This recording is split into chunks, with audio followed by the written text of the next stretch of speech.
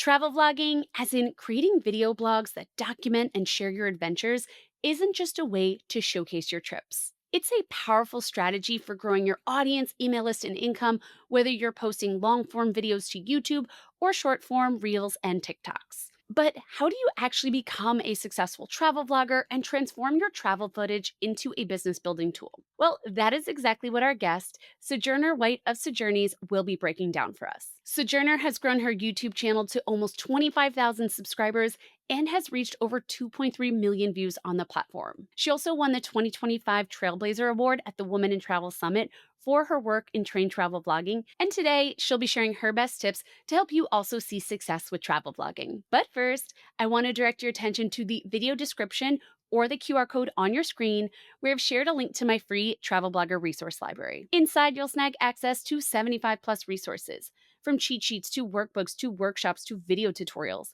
that can help you truly turn your blog into a profitable business. And that includes a travel vlogging cheat sheet to pair with today's video. I am all about implementation, and I really want to make sure that you don't just watch this video and forget about it, but that you actually use what is shared to make your blogging life easier. Feel free to even pause this video to go grab those resources. You back? Then let's dive in. Well, thank you so much for taking the time to share your tips. To start, can you just tell us more about yourself, your business, and how you got into travel vlogging? So my name is Sojourner, aka Sojourneys, and I am a full-time travel creator, vlogger. I don't know ever what word is supposed to go in there. I make a lot of videos online essentially about travel. And I got started originally like in 2017 when I was not really thinking I could make this a full-time job. And it's definitely evolved since then. But the vlogging part, like the YouTube part, actually was started when I was still a social worker. So I was working remotely from 2020 to like 2025, 2024, essentially. And I was traveling because remote work, I was kind of doing that. And that's when I really got into like YouTube. But my first channel ever actually was a beauty channel. I never tell people this. It was in like high school.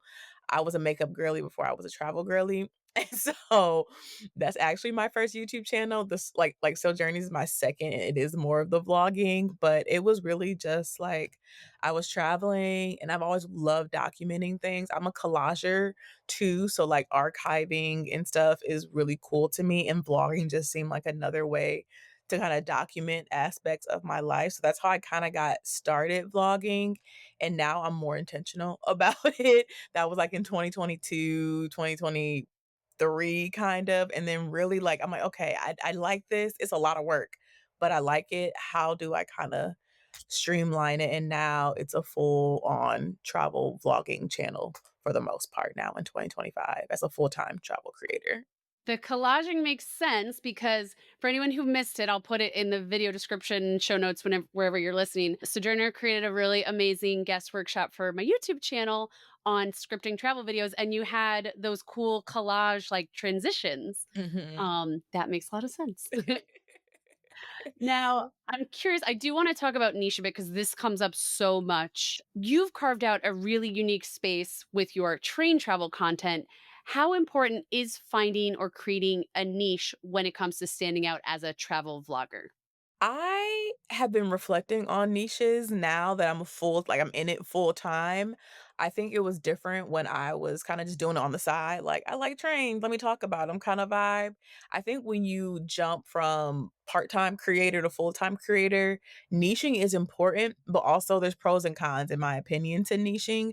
I think on YouTube it's great because it'll like hit their algorithm. So like if you make one Amtrak video led to another one.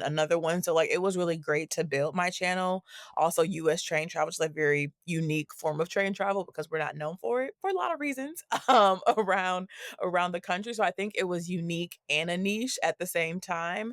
And so there are benefits to that. Like if you look up Amtrak, I'm gonna be all up on your algorithm. Like if you look on like, I saw myself, I think, on somebody else's video, like, when they were looking up, like, train travel, my face was all the video. So I think once you find a niche that you're really passionate about, it definitely has some benefits as far as, like, visibility.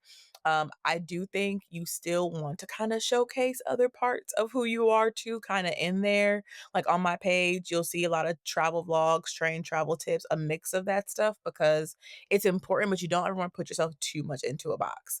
Like it's great to stand out and be known as like I people like yelled to me on the street, like, oh my God, it's the train travel girl. Like, so it's definitely a thing that I'm known for that's happened quite a bit. So I love that. And also I also want to share other parts of me, and that'll come naturally too. Because once people know you for a thing, they have other questions. Now folks are like, "How do you do your hair? Talk about your nails. Your nails are always done." So like, once you kind of do a thing, they're like, "Okay, this girl's interesting. Like, let me just see what else she got going on." And from there, you kind of expand it naturally. But I think a niche is really cool to have just to kind of keep it consistent, especially if you're not full time. It was nice to know that I was a train girl, so I could create train videos for fun, like, when I wasn't full time. And now it's like, okay, how do I kind of enhance that and continue to make the niche interesting for folks outside of the US too? That makes sense. And just building on that a little bit, you were saying you were showing up a lot for Amtrak. Did having that specific niche, especially in the beginning, help you land like brand collabs quicker? Actually, no. Not for train Oh, travel. interesting. No, train travel is a very unique niche. I think it helped other people realize the train was a thing. I think it had a more community impact on it, and it did lead to stuff like the Bessie Awards and winning like Trailblazer Award for Wits, and because it was just a unique kind of way to talk about travel.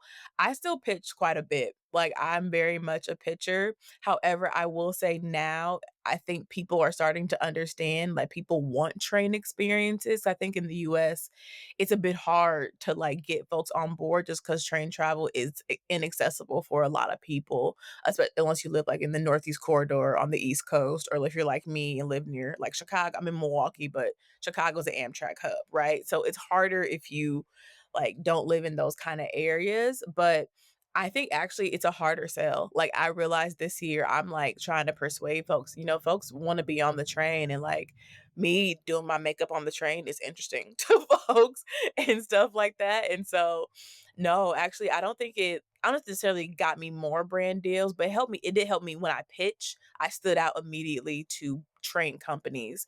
Like, I partnered with the Rocky Mountaineer last year, and I pitched them, and they, at that point, were not working with with non-traditional media, aka influencers. They were only doing like travel writers. I was like the only Instagrammer on that trip, plus another vlogging couple who does train travel. So like I think it's more of because it's not as well known, it can be a harder sell, but once you kind of show them like, oh, this is a thing, then it kind of gets there. But it's not like I had a whole bunch of incoming. And also, a lot of trains are hosted. So, like, I can get a lot of hosted opportunities, but then I have to kind of strategically figure out, okay, this train in this state pitch me. How can I get the tourism board on board with that interest? So, it's a bit more tap dance, a little more connections than I think a traditional niche, but it's really cool when it comes together.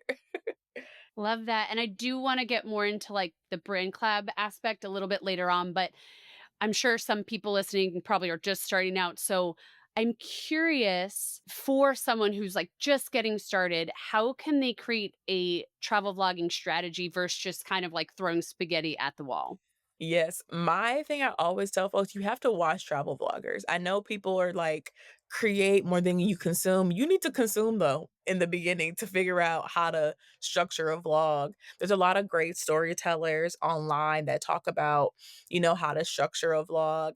I feel like the formula that I think is easiest is like you have a little opening montage, giving a little sneak peek of what's happening. You talk to camera, you do another montage with some voiceover, like it's like creating bits and pieces of a story, right? And every story has a conflict, right? And so you want to think about that when you're doing a vlog. I always say think about like the Disney formula. You have a protagonist that is like on this journey. We get all this backstory on the protagonist, and you, the traveler, are the protagonist.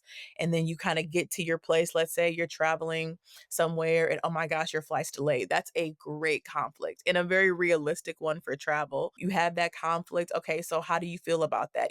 Think about it as a story because you are just telling a story with you at the center. And I think once I kind of pivoted to that mindset, vlogging became easier. And I think now too, you can like sprinkle in like obviously like facts about the place you're visiting or whatever the angle is, but having a angle and creating a story around it is probably the easiest thing to do because you want to make sure that folks know what they're looking at, you know? So if I'm on a train for 3 days, that's the angle. Like, what are you going to do on the train with no Wi-Fi for 3 days? And one of my most successful vlogs was I took the Amtrak from Chicago to LA. Very long train ride. They were like, girl, like, what are you doing for 40 hours? And so in that video, I kind of opened it up, like why I'm doing this. Like all, you know, I gave all the backstory like a proper protagonist.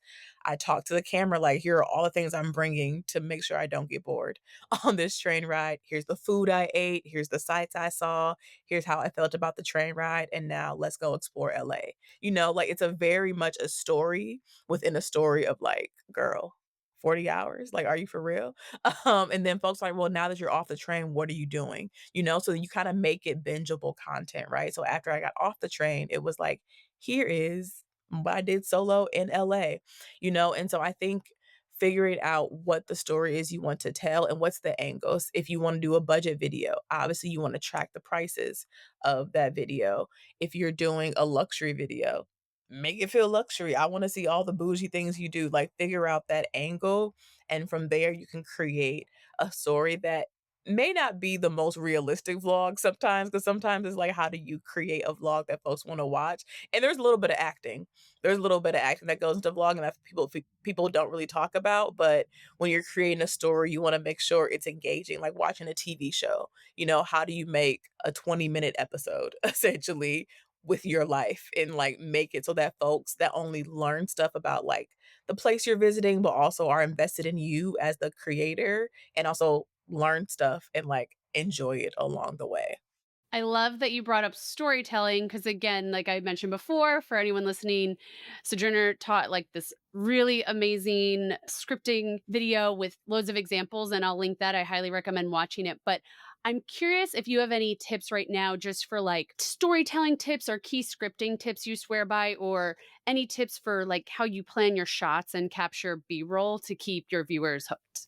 Yes, I think over the years I realized over filming is a thing, and that is my worst nightmare when it starts time to edit because that's really the hard part. The filming is the easy part in my opinion. It's the editing that you're like, "Oh my gosh, I have 3 hours of content for a 20-minute video." And so my rule of thumb is that I talk to camera when it makes sense, right? I don't need to talk to camera every second of the trip, you know? I think for me, for talking to camera clips, that's normally when I just did a thing. So I was in Switzerland and I took like a toboggan that was like the longest one in that area. You want to see my reaction after that. So it's like after that, I talked to camera. I said, oh my gosh, why y'all should do this kind of thing. So making it make sense, like your reaction to things, foods you eat, like we want to see that stuff talking to camera.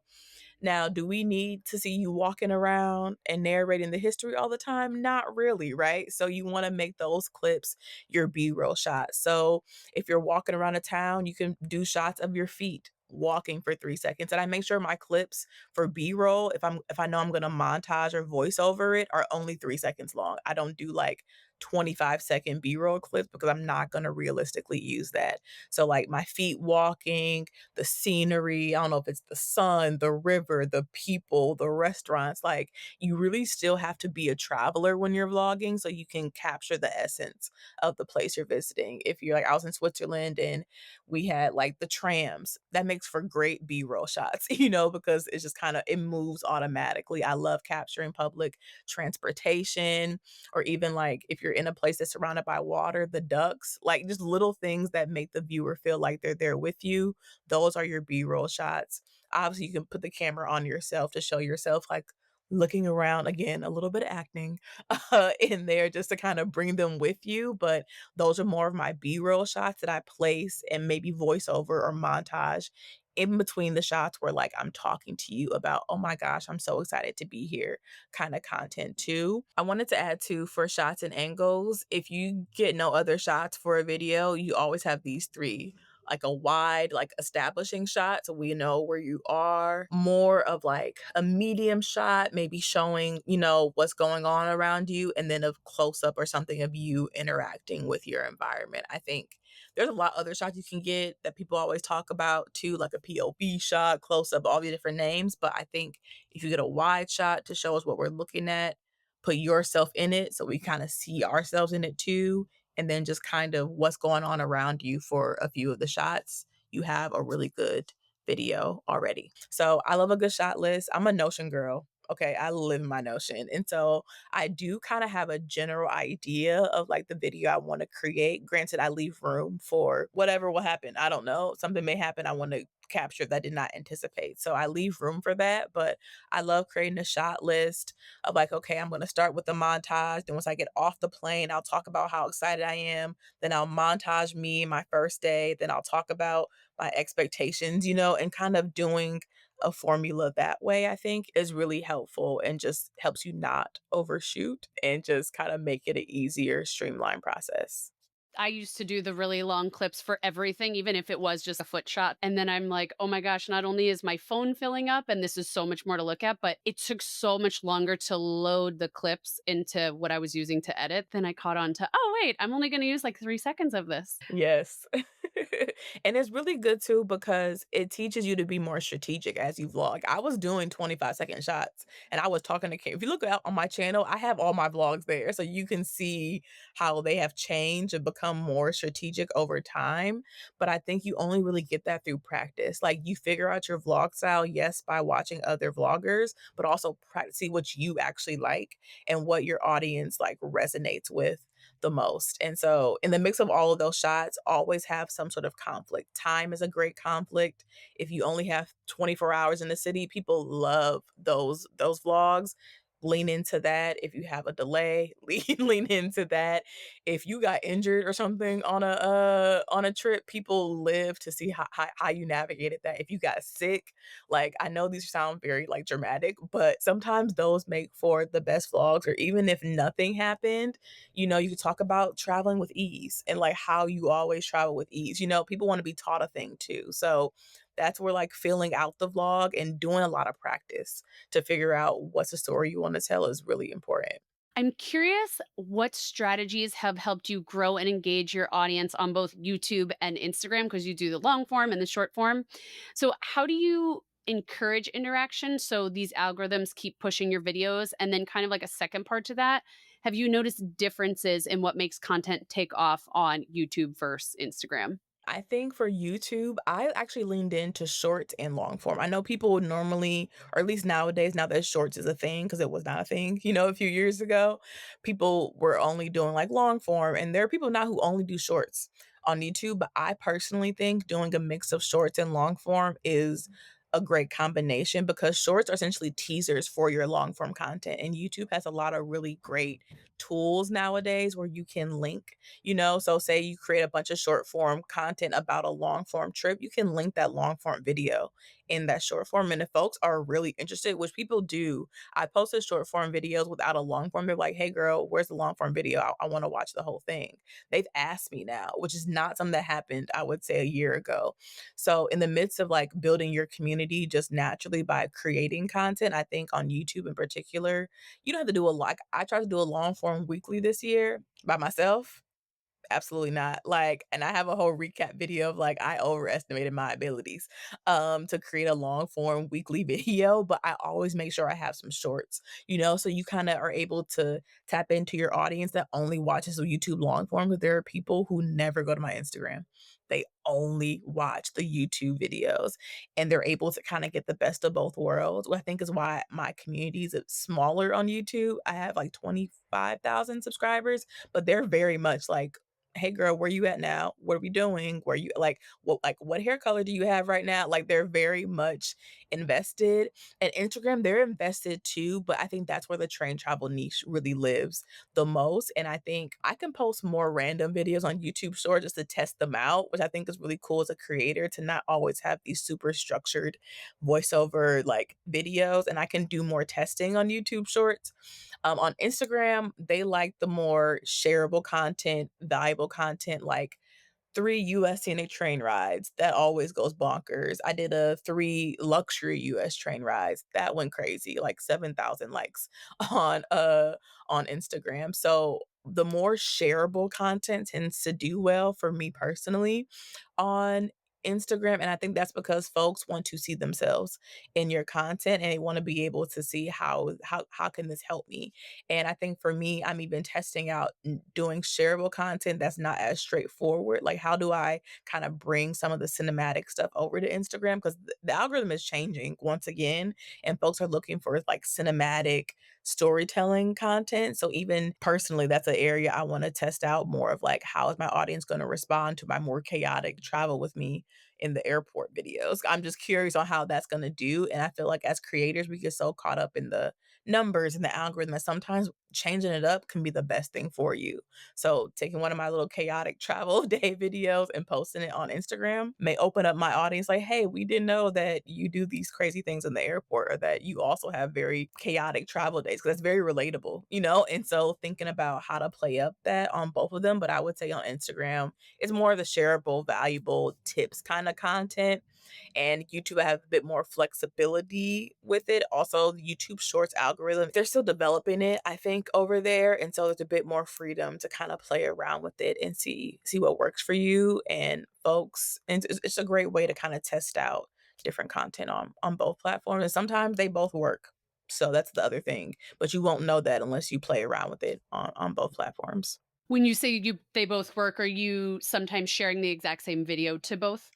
Yeah, yeah, a lot of times, like, a lot of, like, the roundups of, like, train ride, like, US train rides or, like, when I took the train in Alaska, I posted both of those videos on there, and it's always interesting to see how they're received on both platforms. I do a lot of also, like, as a Black traveler, I love to support Black-owned businesses, so those always do well on both platforms too. So there's just sometimes I do think my reach is still a bit broader on Instagram just based on how the algorithm is set up. But you never know with YouTube Shorts. And I think with YouTube, it's a longer game. It's a longer game. And I think that's something good to know. It's not the instant gratification. I posted a roundup video on YouTube Shorts about like tips from a solo train traveler, I think in like October. By December, it had 500,000 views. It sat there. So also don't be afraid to like post something and just let it cook. Let it like marinate a little bit. Cause if you post a video that pops off, people are gonna binge all the other things. And I think YouTube is a bingeable platform in the way that Instagram isn't as bingeable. And so even a video on Instagram that may not have done well can pop off on one of the other ones. So test stuff out and see what works for your audience and then create that way. Speaking of both platforms, I really admire people that are doing the vertical short form and the horizontal just because I'm always like, "Oh my gosh, I would love to do that, but it sounds like a lot." So I'm curious how you streamline creating content for these different platforms like YouTube with long form horizontal and then Instagram and TikTok where it's the short form vertical. Jesse, listen. Listen, listen, as I tell you, it is an art. Like it is truly a test of my organization skills. I'm a Virgo. I'm a very much a planner, except for my room. It's always a hot mess, but everything else will be organized, right? Like, and so for me, I use the infamous Osmo Pocket 3 by DJI. Like, that's honestly the best tool for people. I especially think for travel vloggers who do want to create dual content. I don't know how folks do it if they don't have that little bitty camera because the way I can just flip it back and forth, it makes it seamless to kind of create content. And again, doing 3-second clips. Okay. I know like I'm not doing 25-second clips. And if I'm on the go, 3 seconds one way, flip it, 3 seconds the other way, boom, and I think there's other ways to do it too. But that's been really helpful for me. I say if you want to film for both and you don't have that camera, film landscape because even in landscape, you can cut it down in a way that if you film in vertical, you can't really cut it down to a long form video for like it's just not going to work. It can be a YouTube short, but it won't really live on long form if you want to do that. So that's the first thing that's really helpful. Uh I really only use that camera a lot, but I'm also pretty organized and like putting stuff into folders and albums. So on my phone, everything has a home. Unless it's like a video of me and my niece talking on FaceTime. Like I have like albums and stuff for the content and I name it the video that I film. So I had the very chaotic past 3 weeks of traveling and I filmed my time in the airport because I want folks to know this is not it's cute, but it's not. And so I wanted to make sure I caught all that on camera. And so I film a lot of it on my phone, so I just put it in a folder. So it's all sitting in a folder, and then I'll put it on my external hard drive that's also a folder with a name on it. So I'm very structured. I use the external hard drive. I use the Samsung T7, the kind of really big, hefty SSD. I use that's like 4 terabytes. I have it. It has all of my content on it. And so I use that because I edit in Adobe Premiere Pro, which now has a mobile app as of like a week and a half ago. So I'm excited to try that out. But normally I edit on my laptop, but I use that for my content because it's a lot to film. And so you also have to realize that sometimes you're gonna get it on one camera or one angle and you're not gonna get it on the other. And that's okay. Like it's okay. But again, if you're filming on landscape, that's easiest to cut it down, especially if it's on like point 0.5. If you slice it down, it can be a short form video too. So also it's about how you film the content. If you don't have like the Awesome Pocket 3 that switches back and forth, you want to be strategic and okay, if I'm taking this experience, do I want to get my reaction for YouTube or do I want to get my reaction for Instagram? And the good thing about it is that your Instagram video or your short form video is probably going to be 30 seconds or a minute long. So you don't need, again, a 30-second video of you screaming on like a toboggan in Switzerland. Like I only needed like 10 seconds for each way. So I was able to get it on the ride. So, it's also about thinking time. Time is like, how much time do you have to capture the content? On top of how are you going to capture the content and what does that actually look like and how are you storing all of this? Because for me, I dump at the end of each day. So if I'm traveling, I dump out all of my stuff so it also doesn't stay on my phone or my camera. Now, I want to talk a little bit about business growth. How can travel vloggers use their videos to grow an email list or funnel viewers to other parts of their business, maybe where they're selling products or offering things like consulting or trip planning or other services? One, if you plan a good trip, folks gonna ask you. So you can always like have a link ready. Like I don't know if you use Calendly or whatever you use to set up your travel stuff, always have that ready. I know ManyChat is really popular now. So if you like give them a word comment guide for my guide to XYZ or comment guide for my link to sign up for my travel planning workshop, whatever you have, you can definitely use that. I myself need to use that more. I don't use it to its full extent. So you can always funnel people that way. I think that's probably the most popular way you can do it. Folks aren't like, I know people like put a call to action at the end of your video. You can. The most loyal folks will watch to the end. Most folks aren't watching to the end of videos nowadays. So think about that. So if you're doing like a long form YouTube video, put your offer in the beginning. Because you also want to think about that. It's like, okay, I put in the beginning, middle, and the end. Because if no one's going to promote you besides yourself, who else will? So you want to make sure you're promoting yourself multiple times in your content, too. And just I would say, yeah, those automated links are probably the easiest way to funnel people. And then also remembering that these videos are a portfolio for you, right? So I just did my first kind of UGC campaign before. So it's not going to be on my channel. It's going not on my social media, it's going to be on a tourism board. And that was cool, but because they saw me because of my video content. So sometimes you can finesse it and not even have to post and pay. People have paid for your influence. You can use it as UGC, but they have to see it. So you have to create it and post it on your page first. And that's a great way to kind of use that because a lot of people, marketing budgets are a lot different, with what we're currently going through. Like people talking about the recession and all this other kind of stuff. So how are you as a creator gonna make yourself attractive if they don't want to pay for your influence per se on your page? Maybe offer, hey, well, why don't you fly me out to create a certain number of videos for your tourism, like for your location, because I already can create video content and I can already edit it as a one woman show. So like not always thinking about, yes, you can funnel to like an email list and to build all that with ManyChat, but also how can you funnel your skills in other ways to get paid? And also not to post on your page sometimes, which is really nice. A nice balance as a creator. I'm a big fan of ManyChat. On YouTube, what I've been doing that's worked so well, and I'm so much smaller than you. I don't even know, not even 2,000 subscribers at this moment, but it works so well. Like, I get hundreds and hundreds and hundreds of subscribers from the QR code. Oh, So yes. I'll Yes, usually yes. That's a good one too. and I do it at the beginning, like I do my intro and then I'll share like a related resource. I always create something to pair with my videos. I used to direct people to like the video description, which I'll still mention that. But once I started doing the QR code, at least on YouTube, I noticed that helped a lot with the opt in specifically. And even too, like if you're people are like travel advisors, put your link to book on that QR code and say, hey, if you want me to plan your trip like this, come on. Because I think a lot of people, I know a lot of people promote group trips, but I think we're also seeing a pivot and folks necessarily want to go on a group trip, but want in an individual plan, an individualized trip, which could also have other benefits in a way that group travel is obviously great. But for folks who don't have like the time or like the dates on a line, figuring out, okay, well, if they don't want that, I can offer this on the QR code instead.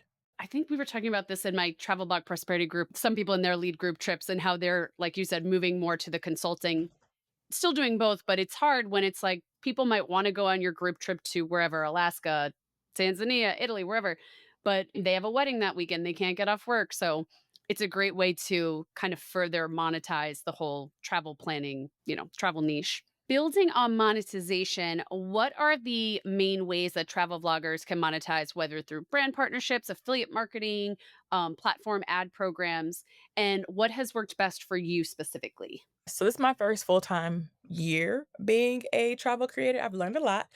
I would say this year my main source was brand partnerships.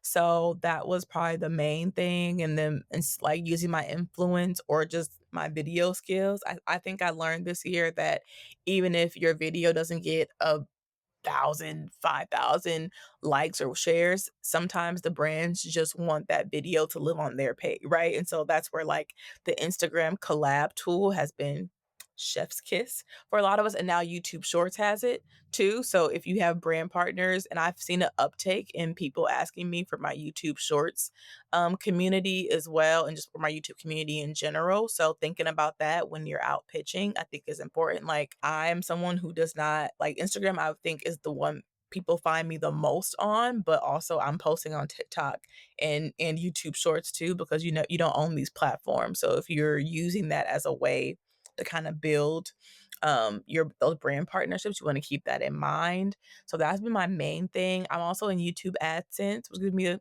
few $100s a month. So if you create and I think I like that because on other platforms like Instagram and TikTok, I'm not really in the TikTok creator program, but like YouTube Shorts pays you, nowadays. Before when it first launched, it did not, but now it pays creators. So getting those watch hours up, getting that AdSense, I think is really important for creators to kind of get paid for it. I'm also now doing YouTube integrations, which is new for me personally. And so there are brands who just want me to talk about their product for a minute in the YouTube video I was probably already gonna create. So that's a great way to kind of layer on from that monthly AdSense you get. You can do a integration for like I don't know, 250, 500, 750, like, which is only like a minute in a longer video that you were probably already going to do. So you're just getting paid to create something you were already going to create. And of course, affiliate marketing, if you have like an Amazon storefront is pretty popular. If you have that set up, if you do a video on your favorite, like I'm gonna do one on my favorite DJI Osmo Pocket 3 accessories. I'm definitely gonna have a storefront set up so that folks can go and see. I also do junk journaling, which has been an interesting way to also do that. So if I make a travel junk journal video, posting like, hey, if you want my materials, here that is. So anything you can link, obviously, is a great way for affiliate marketing. And this is something that people don't talk about, but on camera work too often comes my way, not as much as I would like personally. So I'm going to change that in 2026. But I think on camera work is an underrated kind of way to build up your portfolio and also kind of use your platform again. Your platforms are our portfolio of what you can do as a video creator. And if they're looking for someone for on camera talent, like last year, I worked with Thrillist and Ford and got to go to Albuquerque and do the balloon fiesta and interview one of the women who's a hot air balloon pilot. Cool job. So it was like, but they found me from my content, right? So it's like, yes, there are more direct things like AdSense and that kind of stuff, but also folks are watching. Folks are looking, these producers at these companies are looking for talent. And so if you have a really good social media presence, you'll get that email like, "Hello, we're working with so and so. We would love for you to host this one episode," which is a pretty cool way to kind of monetize on top of it. Or I even doing like local content, local commercials and stuff. So there's a lot of different ways once you put yourself out there to see who comes calling. I'm curious too with the affiliate marketing. I've started doing this more on my blog, so I'm more on the blog side. I've always done affiliate roundups and I've always included affiliate links in my travel guides like solo travel in New York City, solo travel in Rome. But I'm starting to try to do more actual reviews of tours and hotels specifically because I feel like it'll be more targeted of like the person reading this review is interested in this hotel. Have you tried any of that with travel vlogging, or do you see other people doing that a lot where it's more like a specific experience traveling? I do a lot of train reviews, but unfortunately, train travel don't have affiliate marketing. If it would, I'd be a millionaire. No, I'm kidding. But they don't really have like affiliate marketing in that way. But essentially, yeah, a lot of my like vlogging is like giving a review of a place. And so I think that's something to like think about if you work for like, or you do a video with like a travel company, asking them, "Hey, do y'all have an affiliate link so folks, if I take your tour, they can book with this link?" You like thinking about that too is really important. But yeah, I'm thinking about ways to kind of switch up my channel in 2026. So I'm definitely gonna play around with some of the things you're saying too, because I feel like social media is always changing and people are always looking for actionable, usable, like I'm actively planning a trip. YouTube is SEO, right? And so if people look up Amtrak co-star, like I want my video to pop up and I want that to be there. And you could always embed like those products and stuff you use into like affiliate marketing too. And YouTube has like shopping now, like the products as well. So if you link products in your short form videos, you can also do that too on YouTube Shorts. Building on working with brands, because I know that'll be a big question for people. Do you have any tips for pitching and collaborating with brands or tourism boards to leverage your travel videos? Yes, pitching is a whole thing. And I think I pitched last year, like my partnership with the Rocky Mountaineer train was a pitch, and that was a very targeted pitch. I'm like, I talk about trains. This is like one of the trains of the US. Like, let me on this train. I didn't say that, but I think having a clear, a clear, don't say that, y'all. Having like a clear pitch. So obviously knowing your niche, right? What are you pitching them? I think is really important. I would say too, doing some research on the brand. So I knew they had this line, this the Rockies, the Red Rocks. I think it's changing to a different name in 2026, but I knew they had that. And I've actually taken the Amtrak through there. So I kind of knew the views, I kind of knew the vibe, but I hadn't had the luxury side. So talking about like I think I pitched them like, "Hey, my name is Sojourner. I'm the train travel queen. You can find me here, here, here at top of the train travel niche." So linking in that email, like linking videos you want them to see, because I love a media kit. Sometimes you're not going through all of that, right? It's great to have, but sometimes just linking them to examples of the content you want to create for them is really important for them to see. So I think that's one of the biggest things. And just making it clear like why they should pick you and why this also helps them as a brand. Like yes, you have the expertise, but how are you going to help them? And sometimes that may not be posting on your page. If you see their page, you're like, "Hey, I noticed y'all don't have any videos. I would love to take this experience and create some content for you to use for marketing," right? I think that's an underrated way for influencers to work with brands. It's not always posting on your page to your audience. Sometimes there are brands who don't have enough video. They're like, "Wait, we're in a video economy. Like you need some more video. Let me help you out."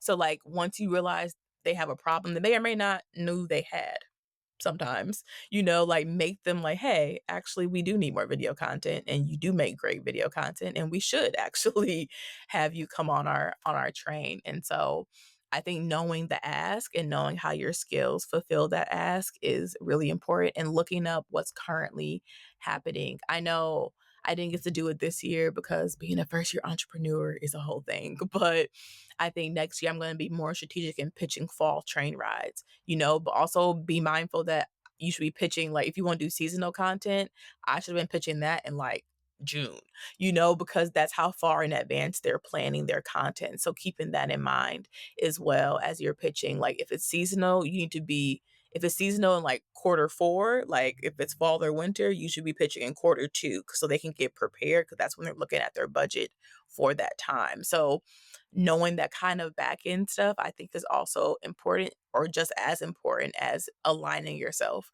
with the brand. And also too, people say this and sometimes it works, sometimes it's not necessary, but if you do love the product, make a video about it and then use that as like a case study too.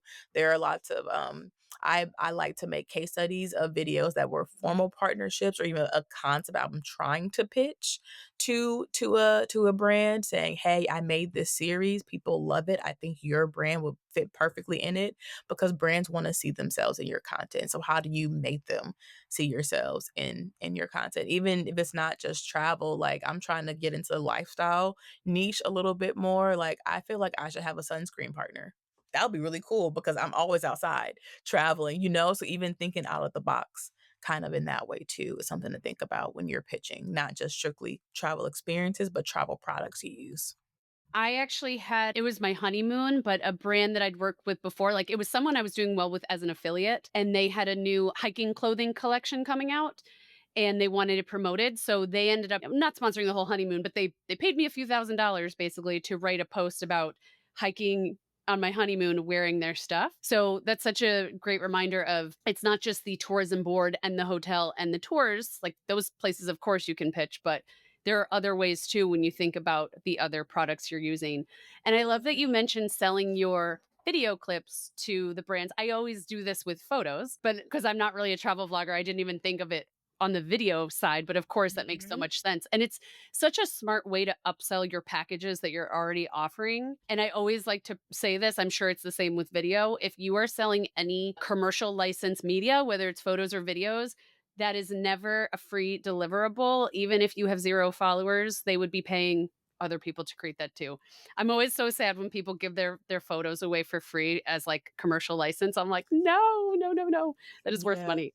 Yeah, I think too, something I've learned this year as of, going full time, they're like, there's things I knew when I was part time, but now that you're full time, you have a different perspective about things. And I think like usage rights is a big thing. So if they want to use your video for like a campaign, you want to charge, I think sometimes like 30% of what you charge for the actual video, like monthly. So if you charge, I don't know, I'm not gonna try to do math right now because that's I'm not gonna make myself look crazy. But if you charge a certain portion for of this video, you want to kind of make sure that you're like if they ask to use it like for a month, that you're getting paid for that. Also, that's not free money, but like you're getting paid on top of money you already made, which is really nice. Even like whitelisting too is like really important, and then licensing clips out too. I've been asked that as well of like I want to use like a train company wants to use these clips, how much they cost, how long, etc. So yeah, thinking about all those things and not being afraid to negotiate. I think I've gotten even obviously when it becomes your full-time job, you're like, okay, I need my money. And so definitely got more into the negotiating and knowing what I'm asking for and kind of sticking to it. Even if it means you may lose out on something, like you want to make sure you're not compromising yourself. I think that's one of the main things that can happen when you're a vlogger and you're a one person marketing company. And you need to remember that when you are doing that, yeah, you are the creative director, you are often the talent, and you're often the video editor, unless you're making enough to contract out for video editing. So you need to price yourself as such. Love that. I just wanna say thank you so, so much for sharing your tips. This was so helpful. Before we sign off, can you just let everyone know where they can find you? Yeah, so I always say I have an irresponsible digital footprint. You can find me everywhere. If you look up Sojourner White, there's no one else with that name. Also, but my on Instagram, it's at the Sojourneys, and then I think everywhere else it's just Sojourneys, Sojournies on YouTube, TikTok, YouTube Shorts, YouTube long form. I'm on Pinterest, I think. I'm on LinkedIn too. I just share more of the behind the scenes kind of stuff on LinkedIn if you like that kind of content. I'm just Sojourner White over there. So yeah, you can find me anywhere, honestly. Threads, all that. And I believe you have a freebie that we shared in Yes. the other video. Yes, I think that's the 5 steps to creating a video script.